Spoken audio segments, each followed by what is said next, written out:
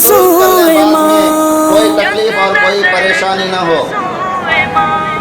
یہ وہ خاندان کے روشن چراغ ہیں، صرف ولی نہیں تھے بلکہ جن پر نگاہ ڈالتے تھے وہ بھی ولی ہو جاتے تھے۔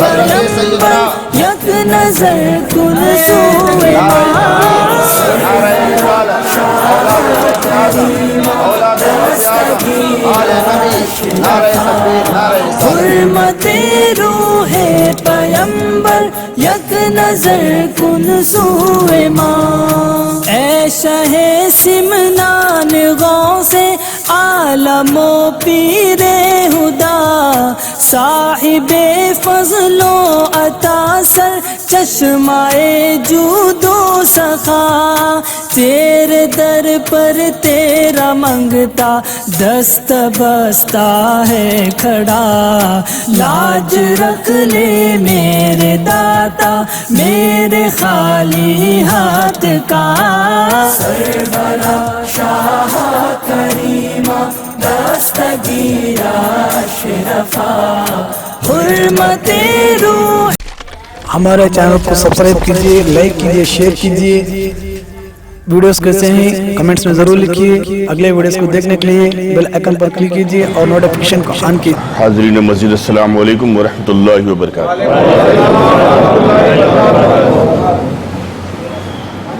نحمدہ ونصلی علی رسولہ الکریم وخطابہ العظیم، اما بعد فاعوذ باللہ من الشیطان الرجیم، بسم اللہ الرحمن الرحیم،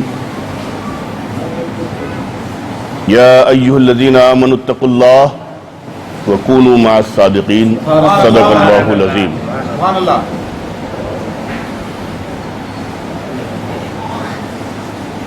ان اللہ وملائکتہ یصلون علی النبی، یا ایہا الذین آمنوا صلوا علیہ وسلموا تسلیما۔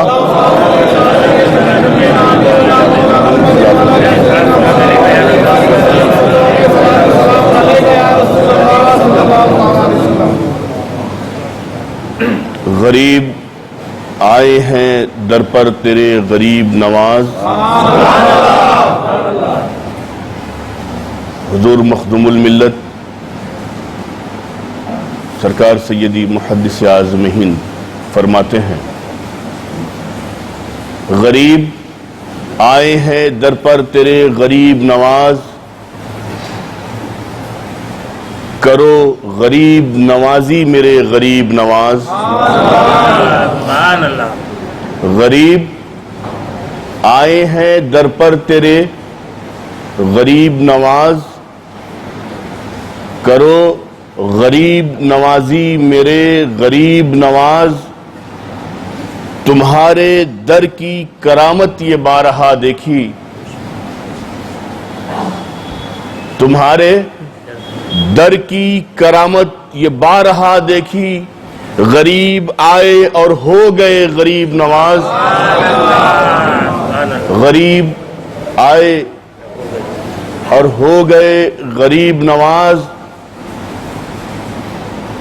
اور حضور اشرف سمنا کے نام کا صدقہ،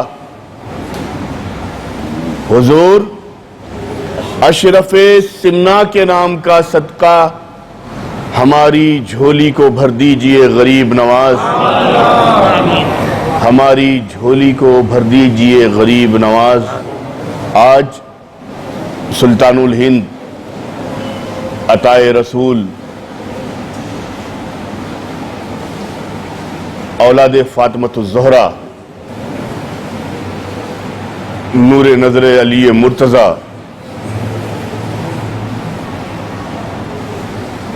حضرت سرکار سیدنا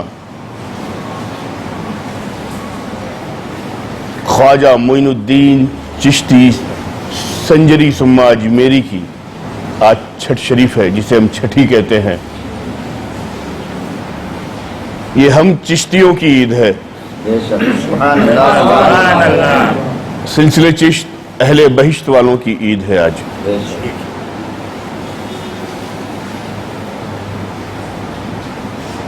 انسان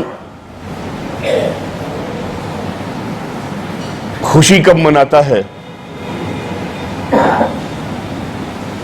جب اسے کچھ حاصل ہوتا ہے، اور خوشی جب بھی مناتا ہے کسی قبرستان میں جا کے، مردوں کے ساتھ نہیں مناتا ہے۔ واہ، بہت خوب۔ قبرستان میں جا کے مردوں کے ساتھ نہیں مناتا ہے۔ مناتا کس کے ساتھ خوشی ہے؟ کہ جو لوگ موجود ہوں، زندہ ہوں، ان کے ساتھ اپنی خوشی کو شیئر کرتا ہے۔ سبحان اللہ۔ ہم غریب نواز کی چھٹی کرتے ہیں، ان کا عرس پاک مناتے ہیں، یہ تصور کر کے نہیں کہ سرکار ہمارے درمیان نہیں ہے، بلکہ ہمیں یقین یہ رہتا ہے کہ غریب نواز میرے ساتھ ہے۔ تو یہ ہم چشتیوں کی عید خطبہ مسنونہ کے بعد جس آیت کریمہ کی تلاوت کا شرف حاصل کیا، اللہ رب العزت فرماتا ہے، اے ایمان والوں، اللہ سے ڈرو اور سچوں کے ساتھ ہو جاؤ۔ یہ ایک آسان سا ترجمہ۔ رب کہہ رہا ہے مجھ سے ڈرتے رہو، سچوں کے ساتھ ہو جاؤ۔ دو باتیں، ایک ڈر، ایک سچ کے ساتھ ہونا۔ لیکن خطاب جو رب کا ہوا سب کے ساتھ نہیں ہوا۔ رب نے فرمایا کیا؟ یا ایھا الذین آمنو، اے ایمان والو۔ یہ نہیں کہا یا ایھا المسلمون، اے مسلمانوں۔ یہ نہیں کہا یا ایھا الناس، اے لوگوں۔ اگر یا ایھا المسلمون کہہ دیتا تو نہ جانے کتنے مسلمان ہیں، سب کہتے کہ خطاب میرے لیے ہوا ہے۔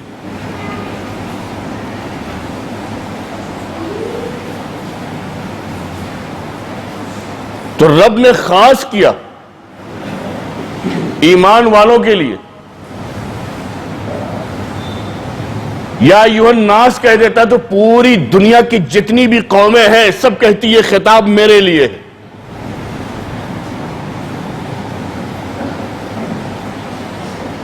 تو اس میں مومن بھی آتے، کافر بھی آتے، منافق بھی آتے، سب آتے۔ کیا کیا خاص کیا؟ ایمان والوں کے لیے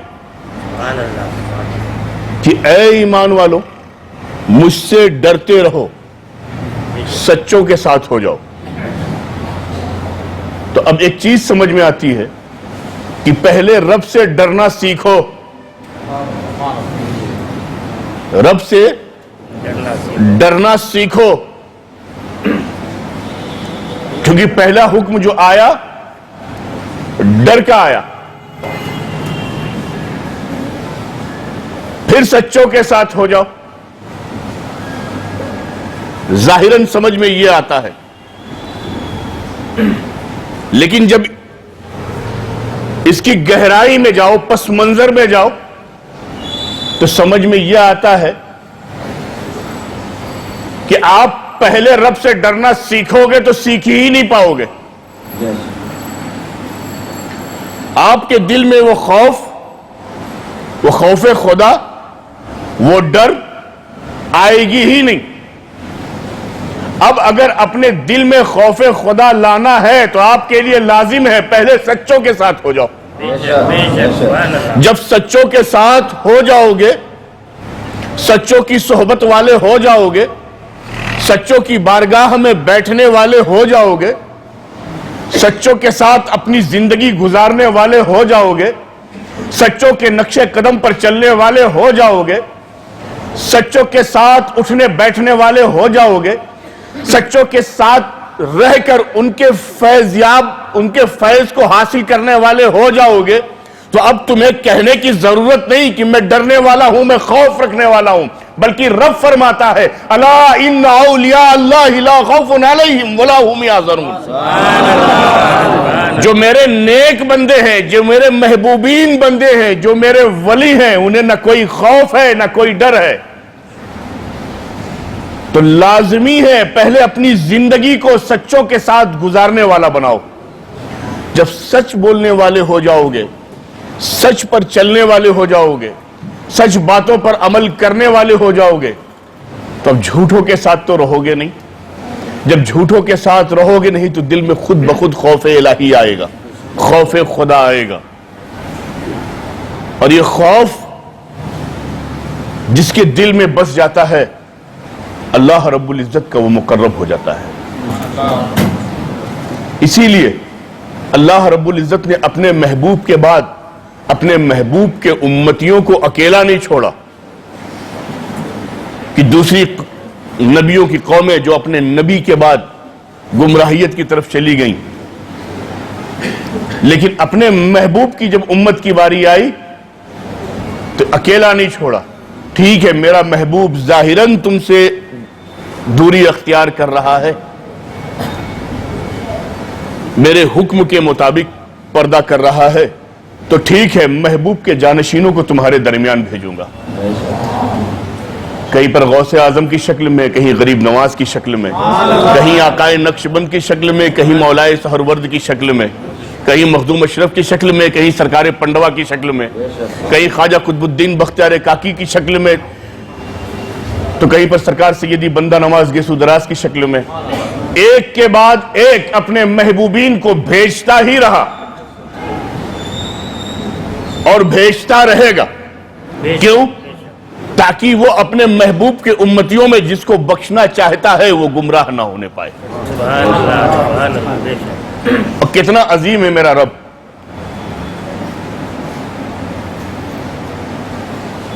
हम आप सरकार गरीब नवाज के आशिकीन में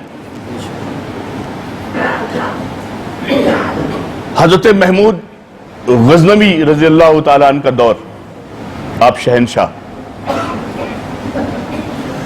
सुल्तान महमूद गजनवी सिर्फ सुल्तान ही नहीं थे, एक आलिम दीन भी थे जो शरीयत और तरीकत दोनों पर चलने वाले थे। सुल्तान गजनवी की बारगाह में उनके सल्तनत में जब खिलाफत लगती थी, वज़रा बैठते थे तो सिर्फ नाम के मुशीरे खास नहीं रहते थे, सब अपने वक्त के जबरदस्त आलिमों को उन्होंने अपना मुशीरे खास बना के रखा था। उनका एक शेवा हजरत फारूक आजम की सुन्नत पर अमल करते हुए, जिस तरह सरकार अमीरुल मोमिनीन सैयदना फारूक आजम जब तख्ते खिलाफत पे बैठे तो पूरा दिन लोगों की फरियाद सुनते, रात में जब इबादत और रियाजत से फारिग होते तो एक कमली को ओढ़ते, चेहरे को ढांप लेते, हाथ में अपने चाबुक को लेते और पूरे मदीने शहर के अंदर और उसके अतराफ में अकेले फिरा करते थे कि कहीं कोई अल्लाह का बंदा भूखा तो नहीं सो गया है, कहीं कोई परेशान हाल तो नहीं है, कहीं कोई तकलीफ में मुब्तला तो नहीं जो मेरे पास शर्म से आ नहीं पा रहा है। यह हजरत फारूक आजम का शेवा था कि पूरी रात मदीने और उसके अतराफ में टहल के देखा करते थे। उसी सुन्नत पर अमल करते हुए हजरत सुल्तान महमूद गजनवी कभी रातों को कभी दिन में चेहरे का हुलिया बदलते, शाही लिबास को उतारते, अजीब अजीब लिबास में मेन दरवाजे से नहीं चोर दरवाजे से बाहर निकल जाते, अपनी पूरी सल्तनत में पूरे शहर में घूमते, देखते कहीं कोई ऐसा तो नहीं कि जो भूखा रह गया हो, या मेरे फौजियों ने परेशान किया हो, मेरे कोतवाल ने परेशान किया हो, कहीं ऐसा तो नहीं कि मार्केट के अंदर नाप तौल में कहीं गड़बड़ी हो रही हो, या जो लोग हमाली का काम करते हैं, बोझ उठाते हैं, उनके साथ ना इंसाफिया तो नहीं हो रही है। हमेशा उनका शेवा था। एक बार अचानक दरबार चालू हुए, सल्तनत के उमूर चालू हुए, उठे अपने तख्त से चले गए, अपने खास कमरे में गए, अंदर से लॉक किया, ड्रेस को चेंज किया, पूरे लिबास को बदला। जब पहचान शीशे के सामने खड़े हुए आईने में, जब पहचान में नहीं आने लगे, वहीं से चोर दरवाजे से बाहर निकल गए। पूरे सल्तनत के लोग اندر موجود خود باہر. پورے شہر میں ٹہلتے ٹہلتے ٹہلتے منڈی میں پہنچے, گلے کی منڈی میں. دیکھا کیا کہ لوگ گندم کی ایک ایک بوریاں اٹھا کے اپنے کاندھے پہ لے کے جا رہے ہیں, اور ایک نوجوان ہے کہ جو دو دو بوریوں کو اپنے کاندھے پہ رکھ کر لوٹ کر رہا ہے. سلطان غزنوی پریشان ہوئے, یہ تو ناانصافی ہے, ایک بوری کو دو دو لوگ مل کے اٹھا رہے ہیں اور یہ اکیلا نوجوان دو دو بوریوں کو اٹھا رہا ہے, ضرور اس کا آقا اس کے ساتھ سختی کر رہا ہے.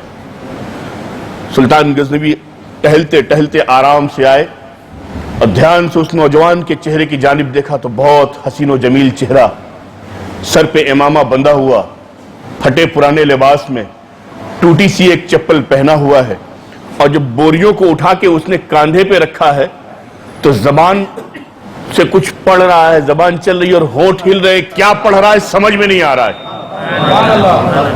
کیا پڑھ رہا ہے سمجھ میں نہیں آ رہا ہے. اور بوری کاندھے پر ضرور ہے لیکن ایسا لگ رہا ہے کہ کاندھے سے اوپر ہے. سلطان غزنوی نے اس کو ابزور کیا, خاموشی سے اپنے روم میں واپس آئے, پھر ڈریس چینج کیا, فاخرانہ لباس پہنا, شہنشاہی کا لباس, تاج لگایا, آ کے بیٹھ گئے اور اپنے کوتوال کو بلایا کہ فلاں فلاں مارکیٹ میں جاؤ,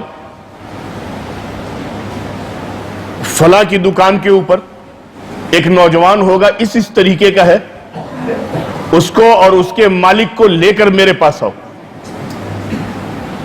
پولیس والے پہنچے, کوتوال پہنچا. آڑت والے نے سنا کہ سلطان نے بلایا, گھبرا گیا کہ میں نے غلطی کیا کی کہ اچانک بلا لیا. اس پلے دار کو بھی بلایا گیا, سلطان غزنوی کے سامنے کھڑا کیا گیا. سلطان غزنوی نے سب سے پہلا سوال اس نوجوان سے کیا کہ اے نوجوان بتاؤ, سب ایک بوریاں اٹھا رہے تھے اور کچھ ایسے تھے کہ ایک بوری کو دو دو مل کے اٹھا رہے تھے, کیا ان کی اجرت اور تمہاری اجرت میں فرق ہے؟ اس نے کہا نہیں, ایک برابر میرا آقا ہم سب کو دیتا ہے. پھر وہ ایک بوری اٹھائے, تم دو بوری اٹھائے. کہا اس کی وجہ یہ ہے کہ جب میں فکر معاش کی تلاش میں اس شہر میں آیا, کوئی مجھے پوچھنے والا نہیں تھا, تو سب سے پہلے میرے اسی آقا نے مجھے نوکری دی. ایک اپنی محنت جو میں مزدوری کر رہا ہوں اس کا صلہ, اور دوسرا اس نے میرے ساتھ رحم دلی دکھلائی, اس کی وجہ سے میں ایک بوری اور اٹھاتا ہوں. ایک تو میں اپنی مزدوری کے صلے کے لیے اٹھاتا ہوں, جو مجھے پیسہ ملتا ہے اس کی اجرت, ایک جو اس نے مہربانی کی اس مہربانی کا بوجھ اتار رہا ہوں. سلطان غزنوی منہ دیکھنے لگے, بولے نوجوان نام کیا ہے؟ کہا میرا نام ایاز ہے. میرا نام ایاز ہے, دیار غیر سے آپ کے شہر میں آیا ہوں, فکر معاش کی تلاش میں, غریب ہوں, ناچار ہوں, اس لیے سلطان آیا میں. کہا نوجوان یہ بتاؤ, جب تم اپنے کاندھے پہ بوری اٹھا رہے تھے تو تم کچھ پڑھ بھی رہے تھے؟ کہا جی پڑھ رہا تھا. کہا کیا پڑھ رہے تھے؟ کہا سورہ بقرہ کی تلاوت کر رہا تھا, قرآن عظیم کی تلاوت کر رہا تھا. جب میں تلاوت کرتا ہوں تو پھر مجھے ہوش نہیں رہتا ہے کہ ایک بوری اٹھا رہا ہوں کہ دو بوری اٹھا رہا ہوں کہ 100 بوری اٹھا رہا ہوں. کہا تم حافظ ہو؟ کہا جی الحمدللہ میں حافظ ہوں. قاری ہو؟ کہا قاری بھی ہوں, اور ساتھ ساتھ میں عالم دین بھی ہوں. اتنا سننا تھا کہ سلطان غزنوی کھڑے ہو گئے اور فوراً اس کے مالک سے کہا کہ تجھے جو چاہیے بول, آج سلطان محمود تجھے دینے کو تیار ہے, لیکن اس نوجوان کو مجھے دے دو. وہ کیسے انکار کرے؟ انکار کرے تو سلطان کی تلوار سامنے. کہا حضور مجھے کچھ نہیں چاہیے, مجھے خوشی ہے کہ میرے یہاں کام کرنے والا اتنا بڑا عالم میں سمجھ نہیں پایا, اس نے اپنی بات کو چھپا کے رکھا. ہاں آپ کے توسل سے میں آج معافی کا طالب ہوں. قدموں پہ گرا, معافی مانگا. سلطان محمود غزنوی نے اس نوجوان ایاز کو اپنے پاس رکھا.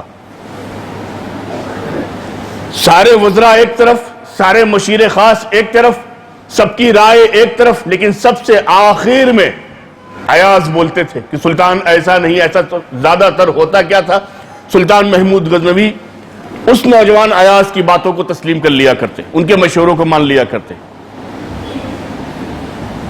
لوگوں کے دلوں میں چیمے گوئیاں آنے لگی۔ ایک مرتبہ سلطان غزنوی کے پاس ایاز موجود، دونوں اکیلے، کوئی تھا نہیں، سلطنت کے سارے کام نپٹ گئے تھے۔ اچانک بادشاہوں کے مزاج بھی طرح طرح کے، سلطان غزنوی اچانک بول رہے، ایاز آج میری یہ خواہش پوری کر دو۔ بولے حضور فرمائیے۔